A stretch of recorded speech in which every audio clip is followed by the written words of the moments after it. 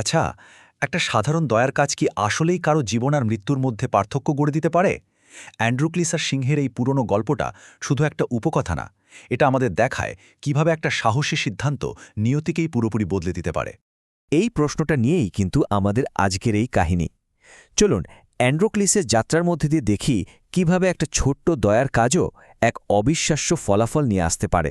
তো আমাদের গল্পটা শুরু হচ্ছে এক দাসের মরিয়া হয়ে পালানোর চেষ্টা দিয়ে।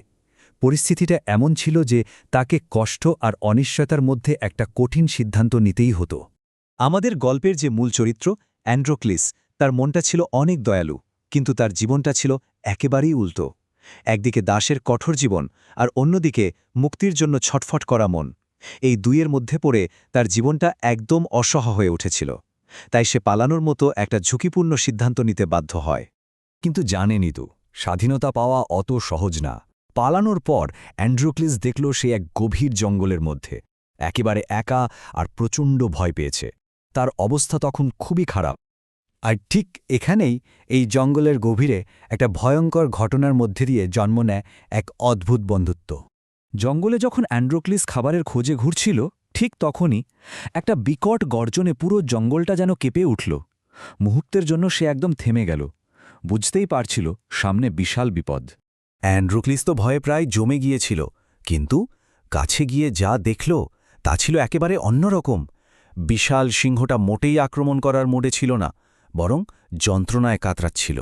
আর ঠিক এই মুহূর্তেই অ্যান্ড্রোক্লিস একটা অসাধারণ সিদ্ধান্ত নিল। নিজের ভয়কে দূরে সরিয়ে মায়ার বশে সে আহত পশুটার দিকে এগিয়ে গেল। এই একটা কাজে কিন্তু তার পুরো ভাগ্য বদলে দিয়েছিল। তার এই দয়ার কাজটা কিন্তু কয়েকটা ধাপে হয়েছিল। প্রথমে সে দেখল সিংহের বিশাল থাবাটা ফুলে আছে, আর তাতে একটা ধারালো কাঁটা ঢুকে আছে।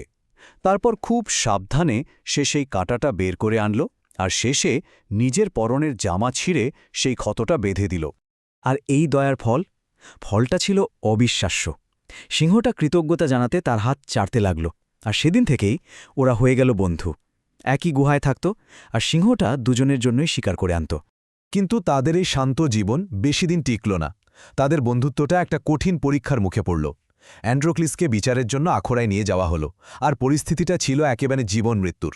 পালানোর শাস্তিটা ছিল ভয়ঙ্কর।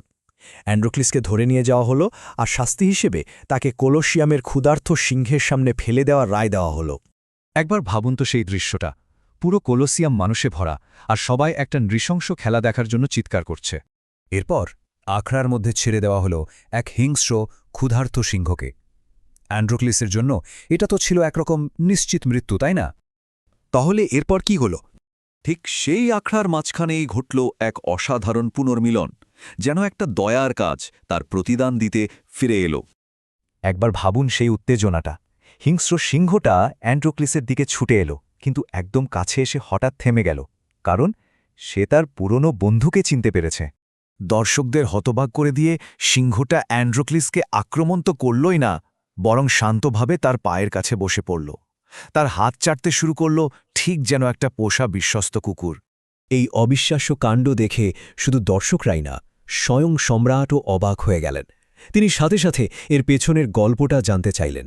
এই ঘটনার পর অ্যান্ড্রোক্লিসকে তার দয়ার জন্য পুরস্কৃত করা হল, আর এর মধ্য দিয়েই গল্পের মূল বার্তাটা সবার কাছে পরিষ্কার হয়ে গেল। গল্পের শিক্ষাটা খুবই সহজ, কিন্তু অনেক গভীর। দয়া আর সহানুভূতি এমনকি সবচেয়ে অদ্ভুত পরিস্থিতিতেও একটা চিরস্থায়ী বন্ধুত্ব তৈরি করতে পারে। শেষ পর্যন্ত কি হলো জানেন? সম্রাট এই গল্পে এতটাই মুগ্ধ হলেন যে তিনি অ্যান্ড্রোক্লিসকে মুক্ত করে দিলেন। শুধু তাই না, সিংহটিকেও তার সাথে শান্তিতে থাকার অনুমতি দিলেন। হাজার হাজার বছর আগের এই গল্পটা কিন্তু আজও আমাদের ভাবায়। আচ্ছা, আমাদের দৈনন্দিন জীবনে এরকম একটা ছোট দয়ার কাজ কোথায় একটা বড় পরিবর্তন আনতে পারে?